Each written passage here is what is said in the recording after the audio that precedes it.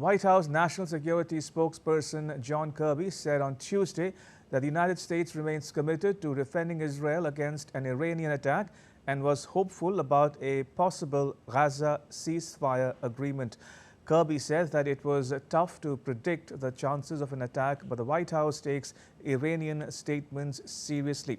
He remained upbeat over a possible Gaza ceasefire deal to end the conflict and return the remaining Israeli hostages, saying that he looks forward to more such talks in Qatar soon.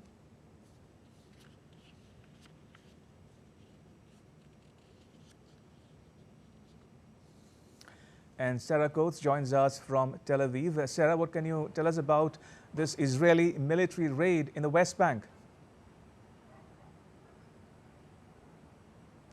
Hello there, Ramesh. This is ongoing, being seen as the largest raid since 2002 during the second Intifada. It's happening in 3 different locations, Tubas, Tulkarm and in Jenin. According to the Palestinian Authority, at least 9 people have been killed since this began in both ground and airstrikes. So certainly very, very concerning. We've also got a statement from Israel's Foreign Minister, Israel Katz. He said that the IDF has been operating with full force since last night in the Jenin and Tulkarm refugee camps to dismantle Iranian Islamic terror infrastructure established there, saying that Iran is working to establish an eastern terror front against Israel in Judea and Samaria following the Gaza and Lebanon model. But this is of great concern. This is what the United States has been warning about now for months, telling Israel that it needs to keep a lid on the West Bank, saying that it could turn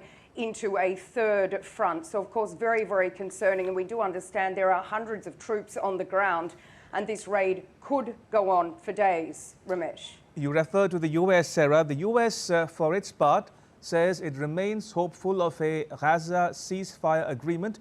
Now, are the talks continuing in Qatar after an earlier round of talks wrapped up in Cairo?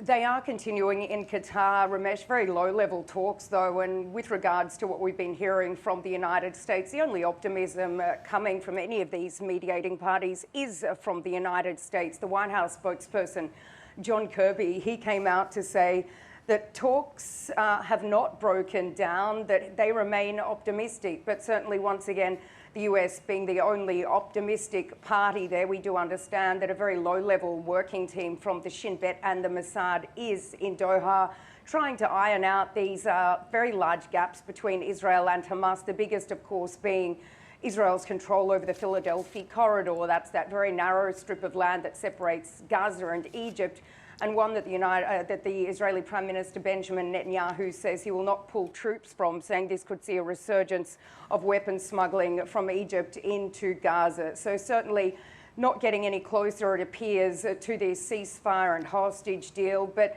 there is, of course, a lot of pressure on the Israeli government to get this deal done, especially after, as you mentioned, that 52-year-old Bedouin man was rescued from the Gaza Strip, the southern part of the Strip, late yesterday. And the Hostages and Missing Persons Forum have put out a statement saying that while this was a miraculous recovery of this man, that it really shows that more needs to be done, and the rest of these 104 Israeli hostages need to be brought home now. Sarah, we leave it there. Thank you. Sarah Coates reporting there from Tel Aviv.